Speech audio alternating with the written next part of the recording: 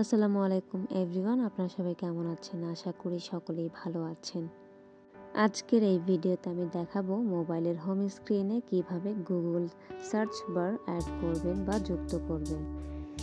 বেশি কথা বলবো না, চলে যাই আমরা মূল কাজে। প্রথমে আমাদের এখানে যে গুগল সার্চ বার অপশনটি আছে এটাকে আগে রিমুভ করে নিতে হবে।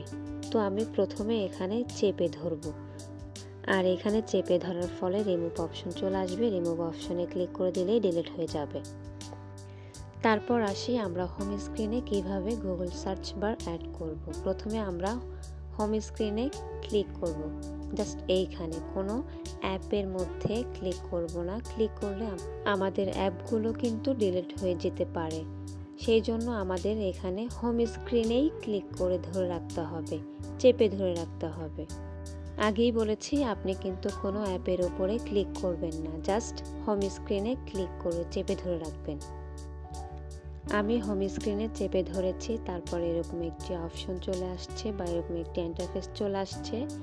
তারপর আপনি এইখানে মাঝখানের যে অপশনটি আছে এখানে ক্লিক করবেন। আমি ক্লিক করেছি। ক্লিক করার পর আমার সামনে আরও একটি ইন্টারফেস চলে আসছে। আমি স্ক্রল করব, এখানে দেখতে পারবেন ক্রম যে অপশনটি আছে এই রিলেটেড যে গুগল সার্চ বার অপশনটি দেখতেই পাচ্ছেন, আমি টিকমার্ক করে দেখিয়ে দিচ্ছি। জাস্ট এখানে ক্লিক করে দিলেই আপনার মোবাইলের হোম স্ক্রিনে গুগল সার্চ বার অপশনটি চলে আসবে। আপনি দেখতেই পাচ্ছেন আমার কিন্তু এখানে চলে আসছে।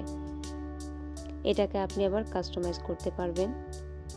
এই যে দেখতে পাচ্ছেন আমার এখানে চলে আসছে। এটাকে আপনি উপরে বা নিচে কাস্টমাইজ করে নিতে পারবেন। আমি নিচের দিকে নিয়ে এসেছি।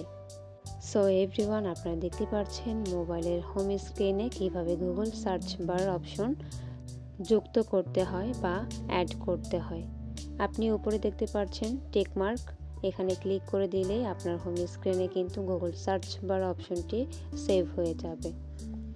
আশা করি আমার ভিডিওটি ভালো লেগেছে। যদি ভালো লেগে থাকে আমার ভিডিওটিতে একটি লাইক দিবেন আর কমেন্ট করে জানাবেন ভিডিওটি কেমন হয়েছে।